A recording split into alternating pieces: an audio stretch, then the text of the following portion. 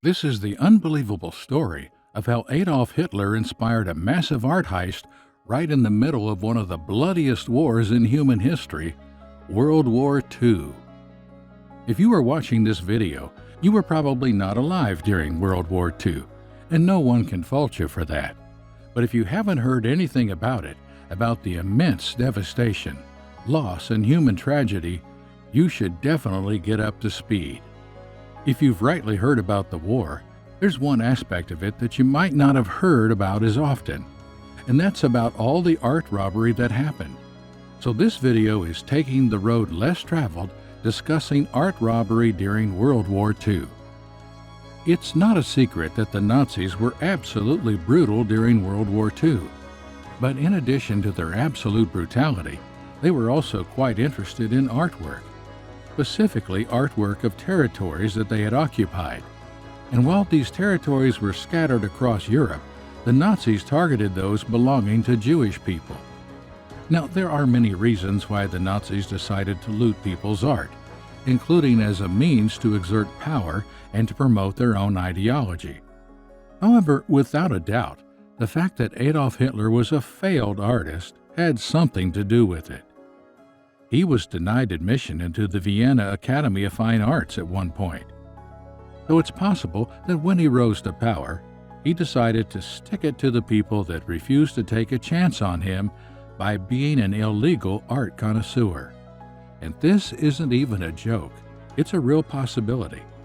And you'll understand as we continue. While the Nazis were stealing art, they weren't stealing just any kind. Hitler had a particular aesthetic, which was classical portraits and landscapes. So anything in German museums that was not that was taken away and replaced with art pieces forcefully taken from other territories. These art pieces included everything from paintings and sculptures to cultural artifacts and religious treasures.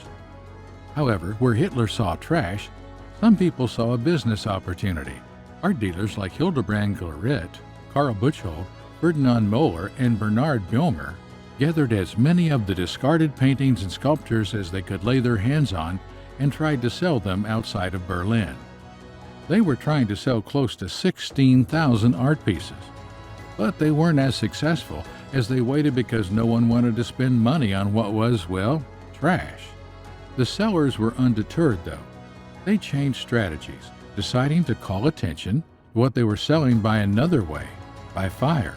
They took over the courtyard of the Berlin Fire Department and set to fire thousands of paintings and sculptures. Most likely, the pieces that they burned were the least valuable because I can't imagine these money-hungry guys burning really expensive stuff just for attention. Whatever the case, though, their strategy worked. Art lovers who could not bear the thought of these precious things turning to ash came with their money. Even the Basel Museum in Switzerland came loaded to rescue precious art pieces. In addition, many of those paintings and sculptures crossed the Atlantic, making their way to America via Switzerland through auctions. A popular auction at the time was the Degenerate Art Auction held at the Grand Hotel National in Switzerland, which was organized by Theodor Fischer. But there were other public auctions conducted across Europe and America, and then some private sales for people who had inside knowledge. Meanwhile, Hitler's Nazis were going about replacing the actual German pieces that they discarded because it didn't fit Hitler's aesthetics with other people's pieces. And the key instrument of the looting was the German art department, the ERR. The ERR's original mission was to confiscate all Jewish and Freemason books and documents to be burned, which was a common thing then, or just removed from Germany. However, their job description was eventually changed to art robbery. They conducted raids, forcibly acquired private collections, and systematically stripped museums of their most valuable holdings. It didn't end there. For whatever reason, they also went into homes, stealing home furnishings, musical instruments, and a number of other financial assets, all belonging to Jewish people. The looters particularly targeted prominent Jewish families like the Rothschilds, the Wildenstein, and the Rosenbergs, because those families were known to be wealthy and owners of valuable pieces of art. The scale of the ERR's operations was staggering. with estimates suggesting they seized over 20,000 pieces of art during the war, many of which are still unrecovered. Not all the things stolen were good enough for Hitler's ideal museum, though, which was referred to as the Führer Museum. So there were people whose duty it was to sort through all the things stolen, to determine what was valuable to the Nazi regime and what could be sold on the open market to raise money for the war. In fact, the stolen art pieces were not immediately transported to Germany. They were all collected at a museum in Paris. It was at this museum that the designated people, comprising big-time art historians, sorted through the pieces, inventoried them, and then sent what was important to Germany. As we mentioned earlier, Hitler was really particular about his art, so not many pieces passed muster for him, which might be why the Führer Museum was never realized. It's either that or the war came to an end. However, a lot of pieces made it back to Germany. Now there is one man who was key in all of this, aside from Hitler himself: Hermann Göring. To start with, Göring was the one who changed the role of the ERR, so he was really on top of things when it came to looting. But he must have thought that all of that responsibility made him equal to Hitler, because he instructed the sorters that he and Hitler would have their first pick of the pieces before anything else happened. Unfortunately for him, Hitler got wind of that and issued his own counter-order. All the pieces had to be made directly available to him. Only after he had his pick could anybody else think about having theirs. Aside from Göring, there were other high-ranking Nazi officials that were interested in art collecting. Whether that was out of the genuine interest, or it seems interesting to Hitler, we'll never know, but they wanted some of that stolen art for themselves. So some of the pieces that were quite valuable, but not valuable enough to make it to Hitler's Führer Museum, made it into the private collections of these people. In that time, Göring alone managed to accumulate close to 600 pieces of art. There's no record of how much the other guys collected, but considering that the ERR stole more than 20,000 paintings and sculptures, it must have been a lot. That said, it has to be mentioned that the ERR wasn't the only Nazi operation in the business of looting or obtaining other art pieces from other territories. Dienststellmoment and Sonderkommando Königsberg were also involved in looting for the Nazis. These other organizations, however, also paid for some of the pieces that they obtained, but it's not that much different from stealing, considering that the so-called sellers were made to sell under duress. By the end of the war, the Nazis had managed to acquire more than 600,000 valuables from across the world. However, before the war even ended, a group of Allied soldiers known as the Monuments, Fine Arts and Archives MFAA unit was established in 1943. Comprising museum directors, curators, and art historians from various nations, the Monuments men, which actually comprised both men and women, worked tirelessly to locate and protect cultural treasures from further destruction or theft.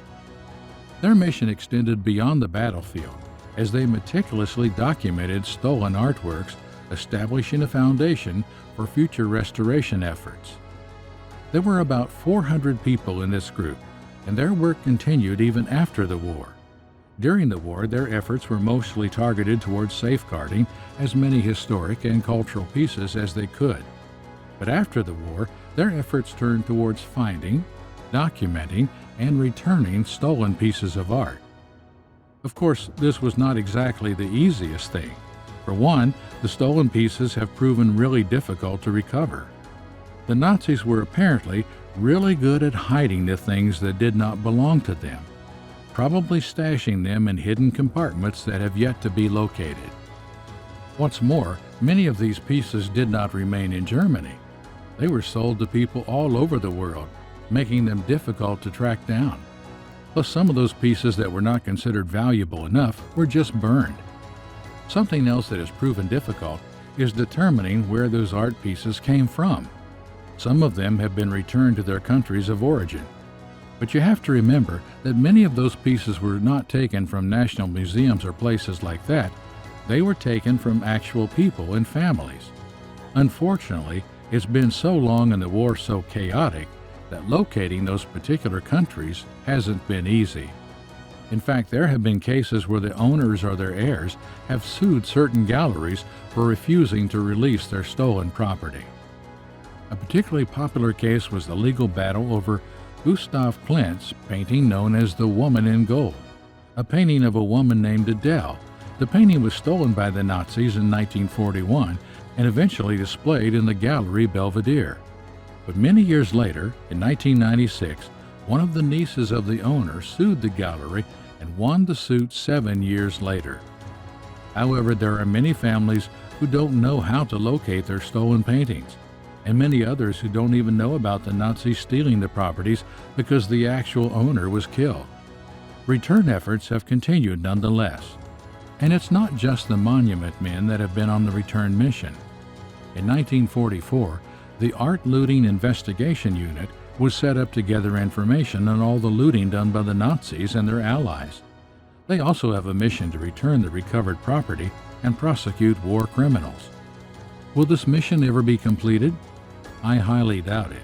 While there are people that have dedicated their time to finding and returning stolen cultural pieces, many countries have refused to let go, proudly displaying these pieces in their museums. It's cool that people are still trying, though. Thanks for watching again. If you like stories like these, make sure to click the subscribe button before it disappears. See you in the next one.